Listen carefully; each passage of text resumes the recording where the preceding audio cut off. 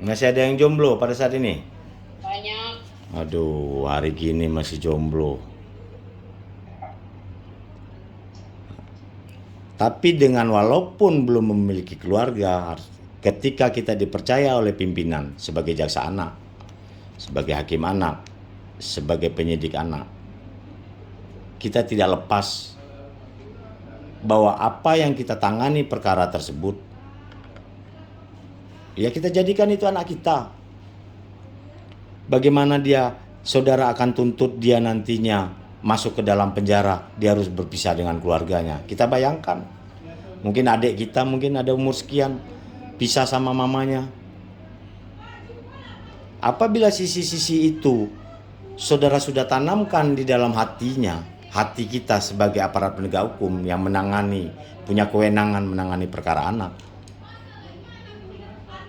sudah saudara pertimbangkan cara kelangsungan hidup, aku masukkan ke dalam penjara dia nanti, apa yang terjadi di dalam itu?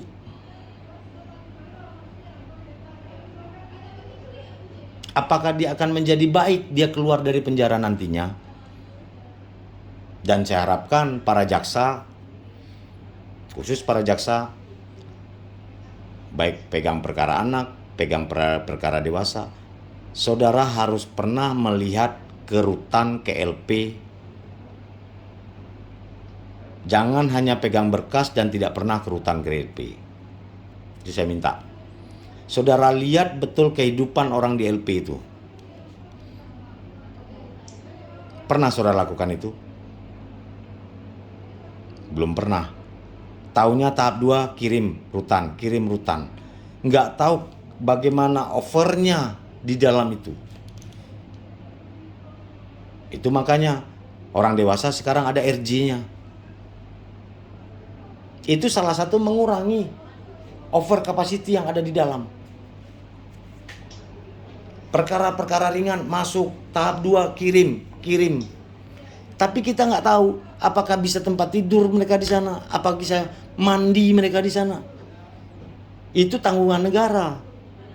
Makan mereka pagi, siang, malam ditanggung oleh negara. Tapi kita tidak tahu apa yang terjadi di dalam itu. Nah, upayakan sekali-sekali datang ke situ, cek, lihat mana tahanan kita. Nasib mereka ada di tangan kalian.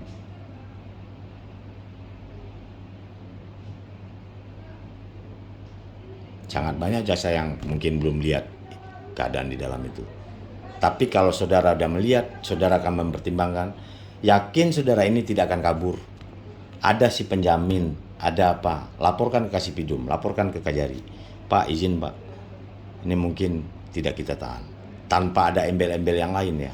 Tapi betul-betul murni, pure saudara melakukan, mempertimbangkan sisi kemanusiaan. Karena di dalam itu Pak, ini kayak gini, dia sakit gula, dia sakit ini, mati ini di dalam nanti itu Pak.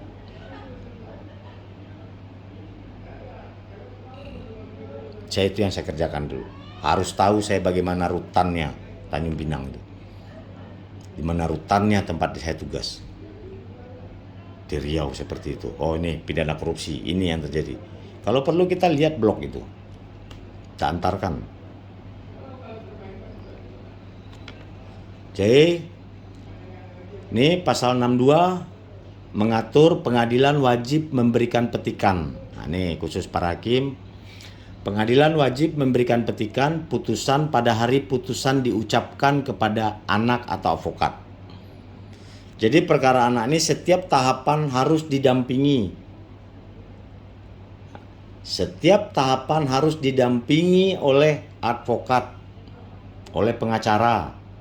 Apabila pengacaranya belum ada tahap 2, jangan diterima dulu tahap 2-nya. Sampai ada pengacara. Walaupun pengacara penunjukan. Begitu juga hakim. Di pengadilan pas buka sidang tidak ada pengacaranya, carikan dulu pengacaranya. Atau memberikan bantuan hukum lainnya, pembimbing PK Bapas dan penuntut umum. Pengadilan wajib memberikan salinan putusan paling lama 5 hari. Sejak putusan diucapkan kepada anak atau advokat atau pemberi bantuan hukum.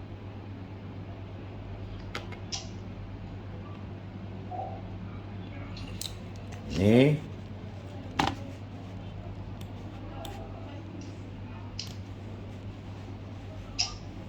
Proses pelaksanaan putusan hakim.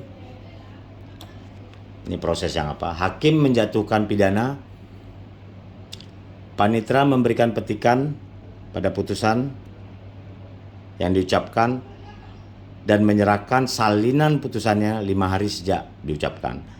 Terus jaksa menyampaikan petikan putusan kepada Kajari sebagai dasar diterbitkannya sprint pelaksanaan P48. Dan dalam waktu 2 hari kerja setelah menerima salinan putusan yang ingkrah, Kajari menerbitkan P48.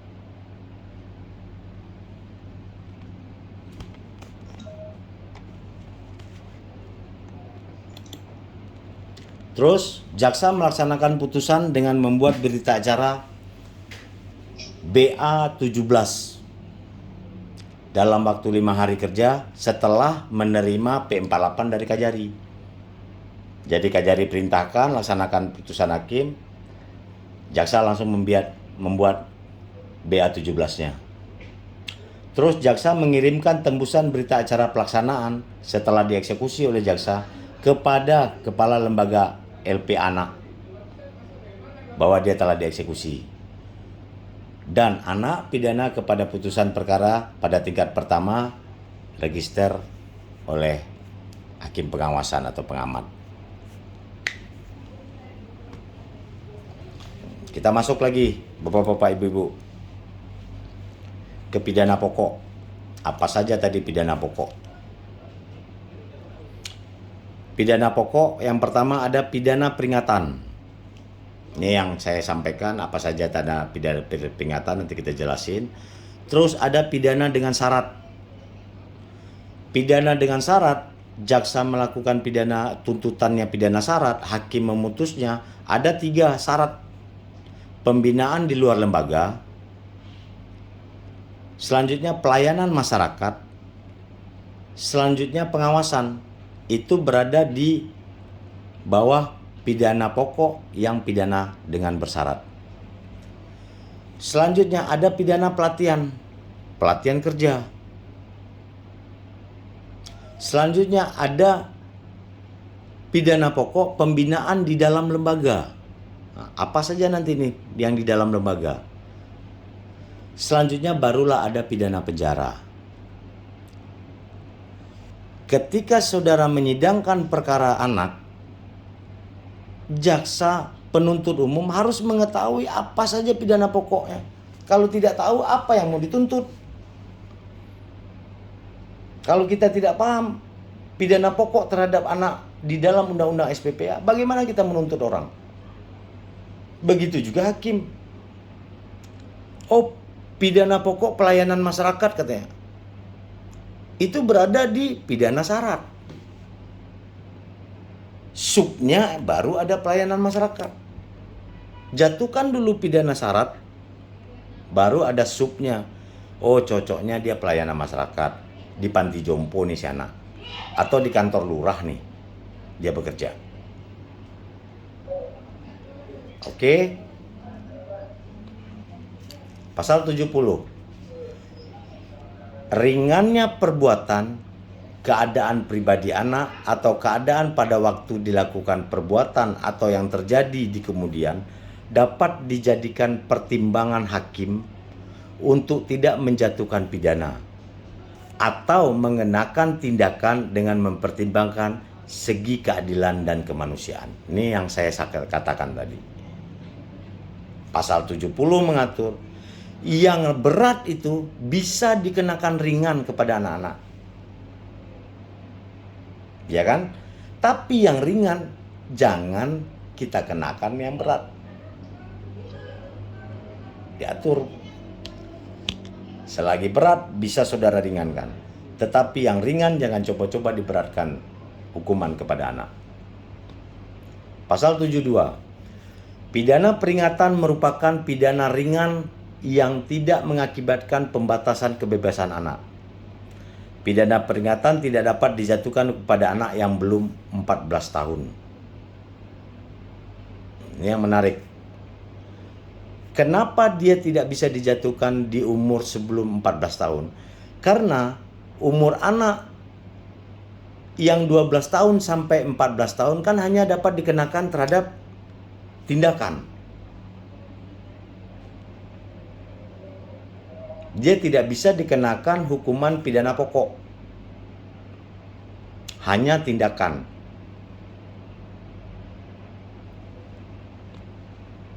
Apa itu pidana peringatan? Nih, saudara baca. Hakim mengucapkan putusan pidana peringatan dalam persidangan dan dituangkan dalam putusan. Pidana peringatan dapat berupa teguran, nasihat, wejangan, himbauan, atau anjuran. Di sini menarik, Bapak-bapak, Ibu-ibu. Ketika pelaku anak tidak memenuhi syarat diversi, orang tuanya karena tidak paham berpikir, waduh Pak, berarti anak saya tidak bisa didiversi atau telah pernah mengulangi pidana atau ancamannya di atas 7 tahun. Dia harus kumulatif. Salah satu syarat terpenuhi tidak bisa didiversi. Dia berpikir, waduh, berarti di BAP Pak, anak saya, diperiksa saya sih, masuk penjara anak saya. Logikanya masyarakat awam karena tidak pahamnya undang-undang SPPA, ketika anaknya masuk ke dalam proses peradilan, yang saya ceritakan pembelajaran kemarin di gambaran umum, mereka sudah terbentuk bahwa anak saya akan masuk penjara. Ini nggak bisa nih penyelesaian perkara anak saya didiversi masuk ke dalam proses. Ternyata di hukuman pokok saja ada hukuman ini. Pidana peringatan dapat berupa teguran, nasihat, wejangan, himbauan, atau anjuran. Dek, jangan melakukan lagi ya pencurian ya. Catat nama panitera. Itu putusan hakim itu. Kamu baik-baik sekolah ya. Catat lagi kamu baik-baik sekolah. Kamu jangan melakukan pencurian lagi ya. Kamu harus masuk ke pesantren ya. Belajar ya agama ya, supaya jangan melakukan pencurian ya nak ya. Dicatatlah. Catatan itu menjadi putusan hakim. Bagaimana jaksa melakukan eksekusinya? Jaksa lakukan eksekusi, panggil orang tuanya. Bu, kata hakim kemarin, anak ini baik-baik sekolahnya. Jangan melakukan pencurian lagi. Masukkan kalau bisa ke pesantren Bu, biar agamanya kuat. Dah, anak ibu saya kembalikan ya. Ibu binalah anak ibu baik-baik. Itu eksekusinya. Udah, jaksa udah melakukan eksekutor, melakukan tugasnya. Ringan nggak tuh?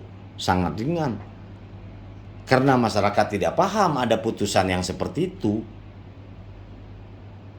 Merasa dengan masuk ke dalam sistem peradilan anaknya masuk penjara. Kita rubah mindset aparat penegak hukum dengan adanya undang-undang ini. Jangan berpikir untuk perkara anak masukkan ke penjara lagi, nggak ada itu. Ini yang saya katakan tadi. Apa yang dilakukan oleh jaksa dalam eksekutornya? Dalam hal putusan hakim peringatan telah memperoleh kekuatan hukum tetap. Putusan dilakukan jaksa dengan cara membacakan peringatan dari putusan pengadilan kepada anak yang didampingi oleh pembimbing kemasyarakatan, advokat, atau pemberi bantuan hukum lainnya dengan orang lain. Selanjutnya, dilaksanakan berdasarkan ketentuan pelaksanaan putusan yang diatur oleh SPPA. Hanya gitu jaksa melakukan eksekutornya. Bacakan lagi apa putusan hakim yang diucapkan oleh hakim tadi. Cepat, clear, gak perlu berlarut-larut. Siapa yang melakukan pengawasan dalam putusan peringatan?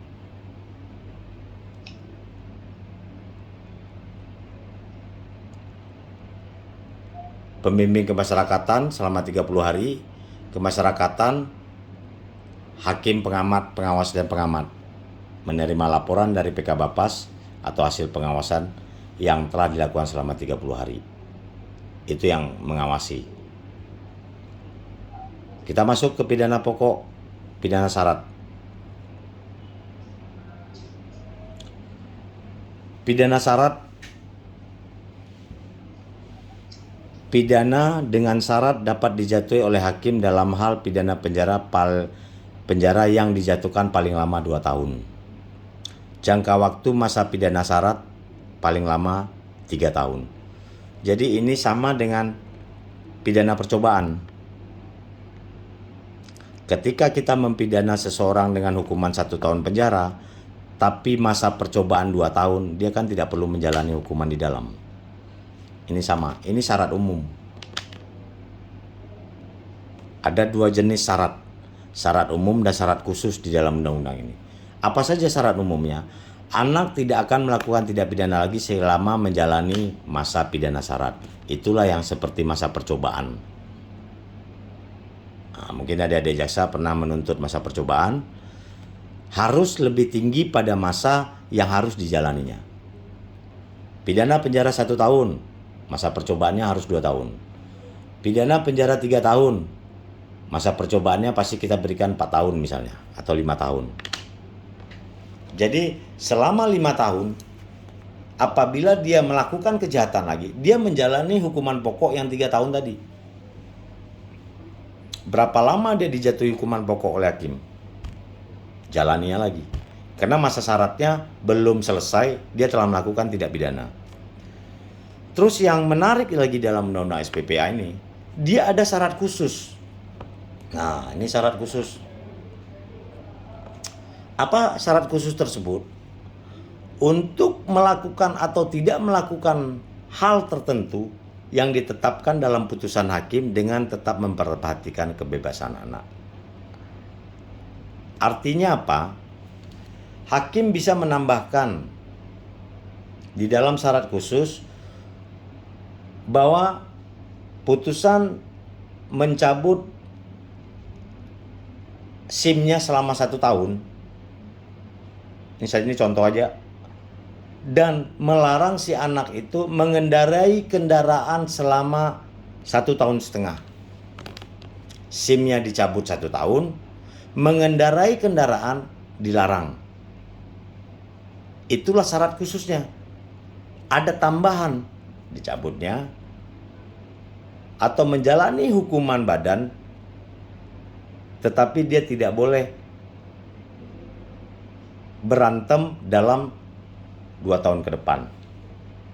Apabila itu dilakukannya syarat khusus tersebut, maka dia harus menjalani hukuman.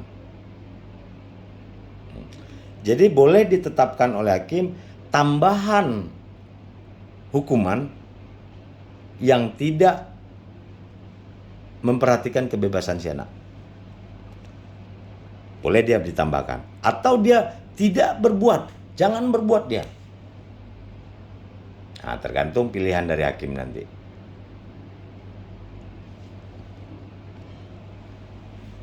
Nah, pidana dengan syarat ada 3 macam, Mbak. 3 subnya. Ada pembinaan di luar lembaga, pelayanan masyarakat, dan pengawasan. Apa saja itu pembinaan di luar lembaga? Nah, tuntutan jaksa, putusan hakim harus menguasai ini apabila akan dikenakan dia pidana pokok dengan bersyarat. Harus paham ini, Pak. Nah, bahan saya ini nanti pergunakanlah, saya share nanti ke Pak Saripudin, mungkin menjadi acuan, menjadi pedoman sama kita apa saja pembinaan lembaga di luar lembaga, pelayanan masyarakat, ya kan? Nih, pidana di luar lembaga. Dalam hal hakim memutuskan bahwa anak dibina di luar lembaga, maka lembaga tempat pendidikan dan pembinaan ditentukan dalam putusannya. Disebutkan, Mbak, tidak semua lembaga menerima anak-anak. Nanti jaksa sulit mengeksekusinya. Kemana mau dieksekusi oleh jaksa? Ternyata ini tidak diterima. Dia takut mempekerjakan anak-anak, nanti salah pula di bawah umur. Bermasalah dengan tenaga kerjaan nanti, undang-undang tenaga kerja. Pertama, mengikuti program pembimbingan dan penyuluhan yang dilakukan oleh pejabat pembina. mengikuti terapi di rumah sakit jiwa. Nih, kalau putusan hakim melihat anak ini perlu jiwanya yang kena, masukkan ke rumah sakit jiwa dia. Di luar lembaga kan, Pak. Mengikuti terapi akibat penyalahgunaan zat alkohol, narkoba, psikotropika, dan zat efek detektif lainnya. Nih, masukkan dia. Kasus narkoba, terapi kan dia. Apabila si anak melanggar syarat khusus ini, maka dapat diperpanjang 2 kali masa pembinaan yang belum dilaksanakan, 2 kali lipat dia lagi. Kabur dia misalnya di tempat terapi nih atau di rumah sakit jiwa, tangkap lagi, masukkan 2 kali dia, dilakukan pembinaan. Pembinaan di luar lembaga berupa pembinaan di luar pelaksanaan pidana di lembaga tempat pendidikan, dan pembinaan yang ditentukan dan diputuskan pengadilan memperhatikan kebutuhan anak selama anak menjalani pidana dengan syarat anak harus mengikuti wajib belajar 9 tahun. Nggak boleh putus, Pak. Nggak boleh pendidikannya. Jaksa melaksanakan putusan hakim dan menyerahkan anak kepada lembaga ditunjuk dalam putusan hakim dilakukan dengan membuat BA 17. Itu berita acara. Jaksa melakukan pengawasan terhadap pelaksanaan pidana syarat. Jaksa melaksanakan putusan dengan menempatkan anak dalam lembaga yang ditunjuk oleh pemerintah yang dilaksanakan sesuai dengan ketentuan peraturan perundang-undangan. Dalam hal hakim menjatuhkan pidana berupa pembinaan di luar lembaga untuk mengikuti terapi di rumah sakit jiwa, jaksa melaksanakan putusan dengan berkoordinasi dengan pejabat pembina pada rumah sakit jiwa yang tercantum dalam amar putusan. Jadi jelas, Pak, rumah sakit jiwanya mana. Karena menyangkut nanti beban biaya, tanggungan. Kalau bukan dari instansi rumah sakit jiwa pemerintah, siapa yang akan membayar? Nggak mungkin di jaksa selaku eksekutor. Makanya terhadap setiap putusan harus dicari dulu formasinya, baik tuntutan jaksa dengan hakim misalnya, bukan berkoordinasi dengan apa, tetapi yang positifnya majelis, saya sudah tanya rumah sakit yang ditanggung oleh pemerintah, rumah sakit ini namanya. Karena di tempat tugas kita ini banyak rumah sakit swasta. Kalau dia ke swasta, nanti siapa yang mau menjamin? Koordinasikan itu sebelum diambil keputusan. Oh, Bu Jaksa mau nuntut ke rumah sakit jiwa, ya sepertinya kayak rumah sakit jiwa nih yang pas. Oh yaudah, saya pertimbangkan rumah sakit jiwa mana. Itu harus tertuang dalam tuntutan jaksa dan putusan hakim, supaya kita jangan sulit melakukan eksekusi. Koordinasi lah, itu yang saya katakan. Kunci bukan kita intervensi dalam satu putusan, tetapi koordinasi yang baik untuk mendapatkan putusan yang lebih baik. Karena di lapangan nanti kesulitan kita, Pak. Terus ada pidana pelayanan masyarakat. Nah, saya contohkan sama Bapak Ibu. Kegiatan membantu pekerjaan di lembaga pemerintah atau lembaga kesejahteraan, contohnya membantu lansia, dapat dikenakan anak-anak tuh. Orang cacat atau anak yatim, dan membantu administrasi ringan di kantor kelurahan. Silakan. Di kantor kelurahan mana? Di tempat dia yang dekat sama rumahnya. Jangan rumahnya di Jakarta Selatan, bapak-bapak ibu-ibu tuntut atau putuskan dia di Jakarta Timur, makin repot. Yang terdekat sama rumahnya. Jadi dia pulang dari hasil membantu orang cacat, orang lansia, dia tinggal pulang sore, pulang ke rumahnya, dijemput sama orang tuanya. Terus bertujuan untuk mendidik anak dengan meningkatkan kepedulian pada kegiatan masyarakat yang positif. Lamanya paling singkat 7 jam dan paling lama 120 jam. Nah, ini sama-sama Bapak Ibu. Paling lama pendidikannya 120 jam. Nah, sama kita ngukum anak.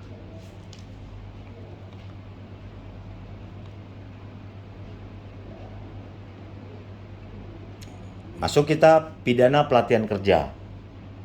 Dilaksanakan pelatihan kerja yang sesuai dengan usia anak. Nah, pertimbangkan Di pelatihan kerja mana yang menerima si anak? Paskan dulu.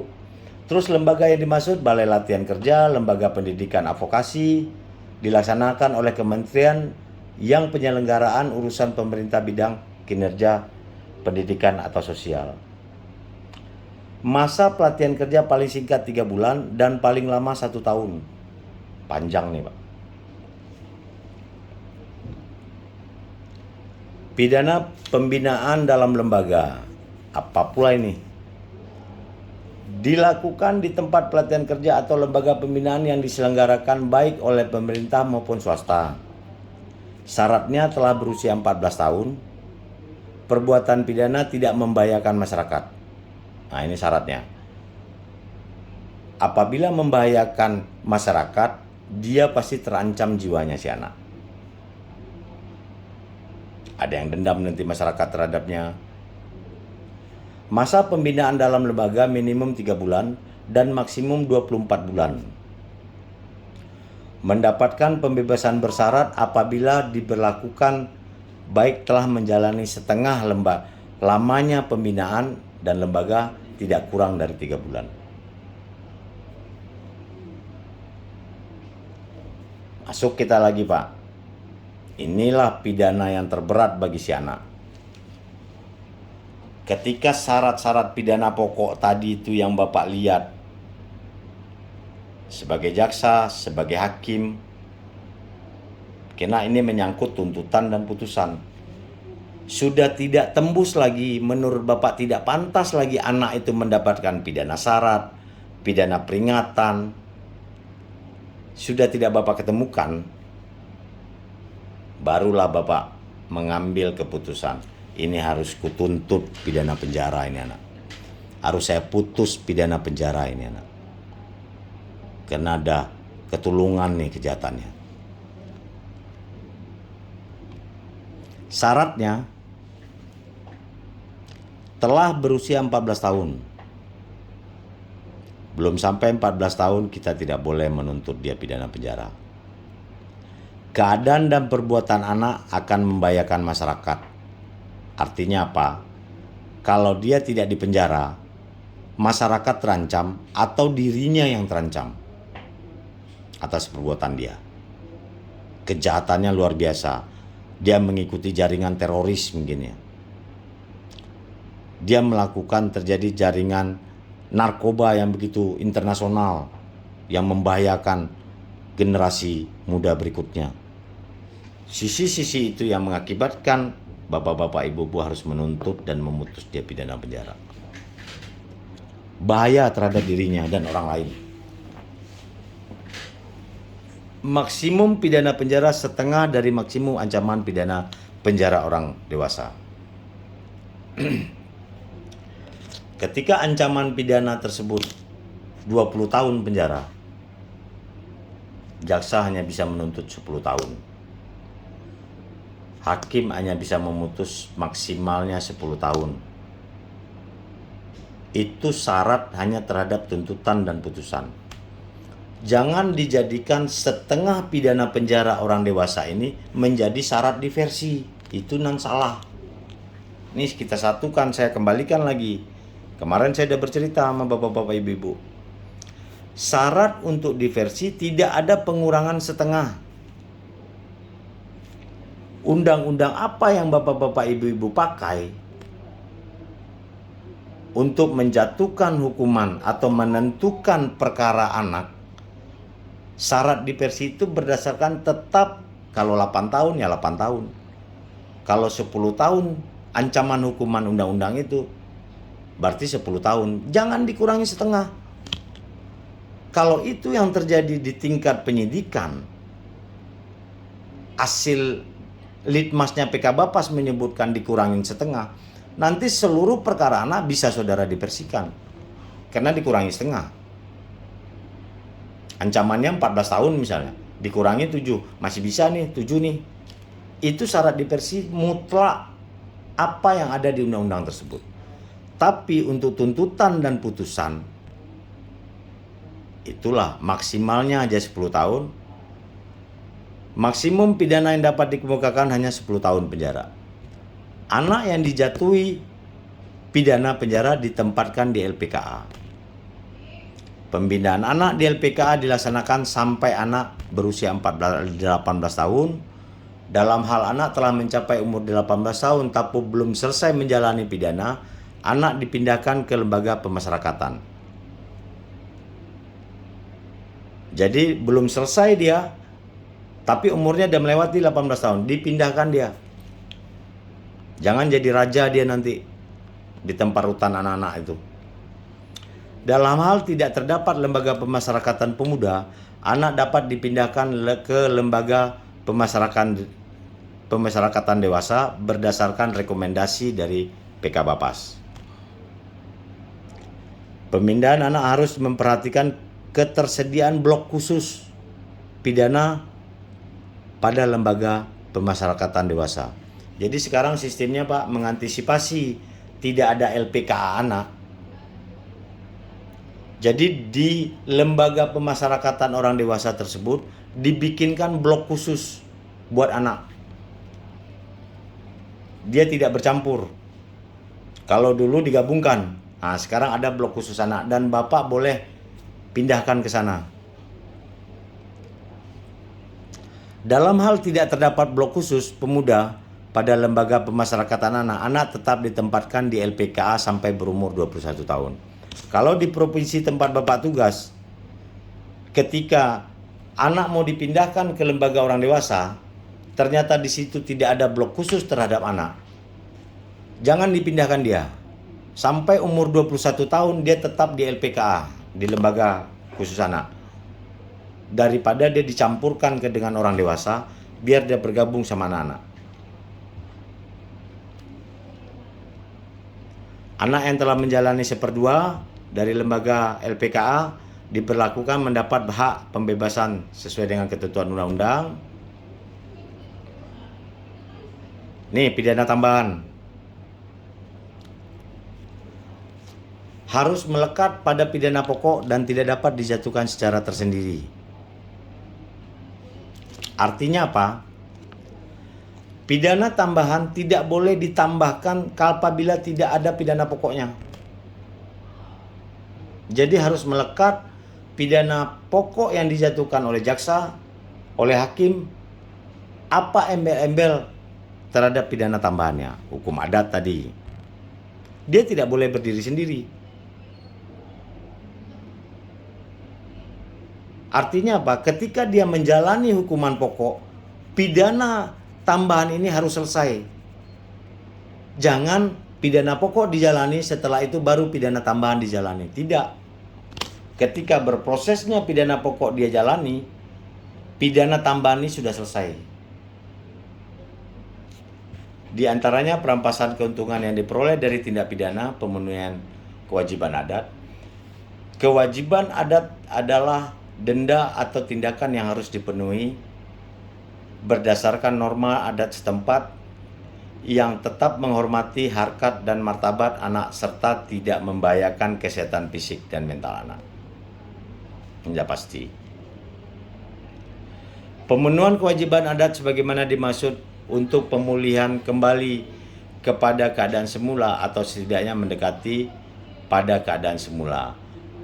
Dalam melakukan pemenuhan kewajiban adat harus memperhatikan prioritas, tingkat keseriusan tindak pidana, tingkat kerugian yang ditimbulkan, dan kemampuan anak untuk memenuhinya. Jadi jangan sampai nanti karena masyarakat adat marah, perbuatan anak ini terlalu menurut hukum adat terlalu kelewatan, nanti membuat dia mencederai anak tersebut terhadap melaksanakan putusan adat, itu tidak dibenarkan.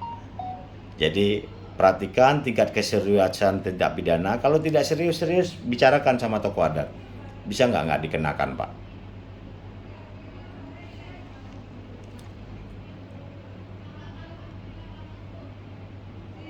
Nah, pelaksanaan sebagaimana dimaksud, jaksa dengan menyerahkan anak kepada tokoh adat. Nah, ini eksekusinya nih, Pak. Untuk pemenuhan hukuman adat. Jaksa dengan menyerahkan anak kepada tokoh adat setempat untuk memenuhi kewajiban adat sesuai dengan putusan pengadilan. Ini jaksa bertanggung jawab selaku eksekusi. Penyerahan anak kepada tokoh adat setempat dituangkan dalam berita acara. Siapkan di PP 65. Selanjutnya, dalam melaksanakan pidana tambahan pemenuhan kewajiban adat, anak didampingi oleh PK Bapas. Jadi jaksa di situ hadir, PK Bapas hadir, orang tuanya hadir untuk pemenuhan hukum adat. Ini tindakan tadi, Pak. Tadi pidana pokok sudah kita bercerita, masuk kategori tindakan. Syaratnya tindak pidana yang dilakukan oleh anak berumur 12 tahun hingga di bawah 18 tahun diancam dengan pidana penjara 7 tahun. Maksimum masa tindakan dalam kaitan dengan perawatan, kewajiban mengikuti pendidikan formal, pencabutan SIM paling lama hanya 1 tahun. Misalnya dia pelanggaran, hakim bisa memutus, jaksa bisa menuntut mencabut SIM saudara 1 tahun. Silakan ada pidana syarat tambahannya, jangan mengendarai kendaraan selama 2 tahun. Itu silakan. Syarat khususnya. Jenis tindakan apa saja? Ini yang harus diketahui sama rekan-rekan jaksa sama hakim. Pengembalian kepada orang tua atau wali.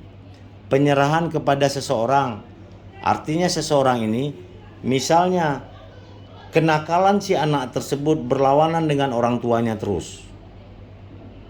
Orang tuanya udah kewalahan juga ngurus anaknya sebandel ini. Hakim bisa menunjuk misalnya pamannya mungkin yang bisa dipercaya. Udah, anak ini diurus oleh pamannya si Anu atau tantenya sini. Menurut hakim pantas itu. Selanjutnya ada perawatan di rumah sakit jiwa, Pak. Lihat, ada sedeng-sedeng, ada miring-miring sikit nggak anak nih? Tunjuk rumah sakit jiwa mana. Terus perawatan di lembaga penyelenggaraan kesejahteraan LPKS. Nah, ini pembinaan sosial. Dia perlu pesantren kah? Dia perlu masuk ke rumah aman kah? Ke gereja kah? Terus kewajiban mengikuti pendidikan formal dan atau pelatihan yang diadakan oleh pemerintah, baik swasta. Pencabutan surat izin mengemudi, perbaikan akibat tindak pidana. Inilah jenis-jenis tindakan yang Bapak Ibu kuasai.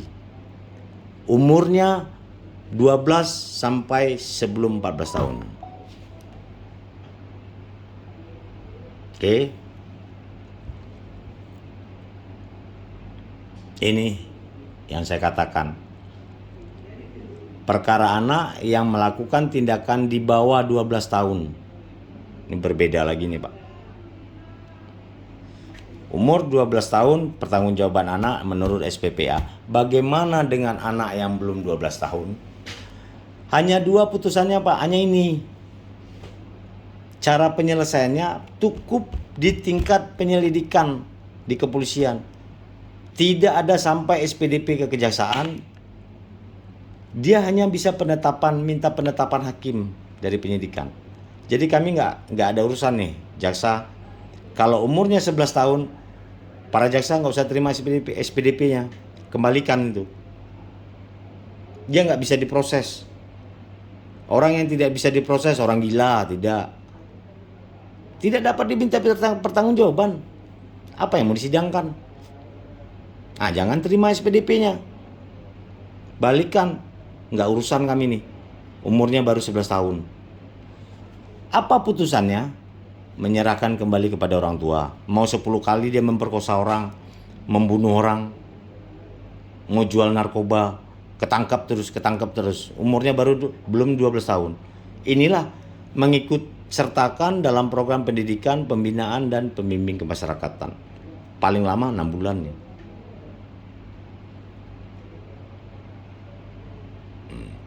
Itu farmasi penyelesaian di bawah 12 tahun. Karena si anak belum dapat dimintai pertanggungjawaban. Belum tahu dia yang baik dan buruk. Oke, Bapak-bapak, Ibu-ibu, penangkapan, penahanan adalah upaya terakhir dalam waktu yang paling singkat terhadap anak yang berhadapan dengan hukum. Sekali lagi saya minta robah mindset kita yang dulu tahan, sekarang dengan adanya Undang-Undang SPPA nomor 11 tahun 2012, yang tahan tadi itu adalah upaya paling terakhir.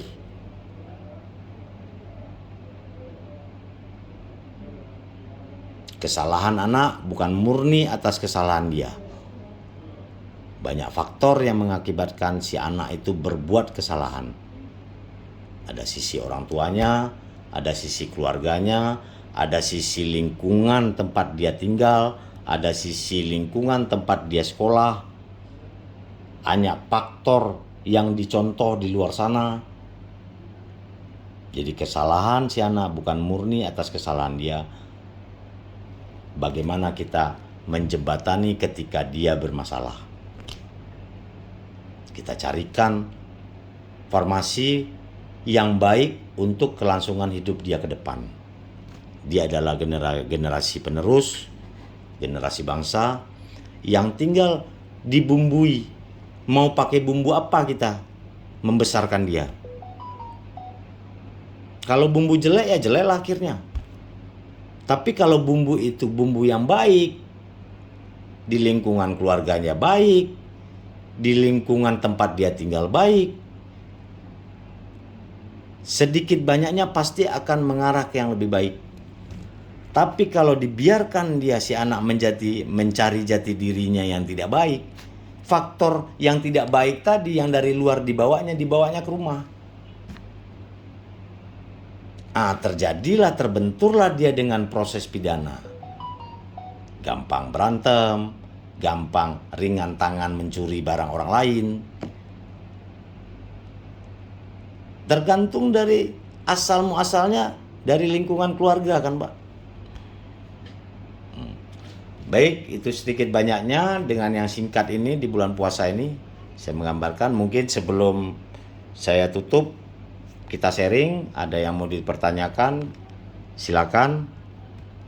Izin bertanya, Pak. Iya, dengan siapa? Dengan Ulan, Pak, dari Bapas Banda Aceh. Bapas Banda Aceh. Saya menanyakan terkait pelatihan kerja sebagai pengganti denda, Pak. Ya. Nah, jadi kan kalau yang pidana penjara itu ada beberapa putusan pada anak di mana ada denda yang digantikan dengan pelatihan kerja kan, Pak? Nah, apabila seperti yang Bapak katakan tadi pada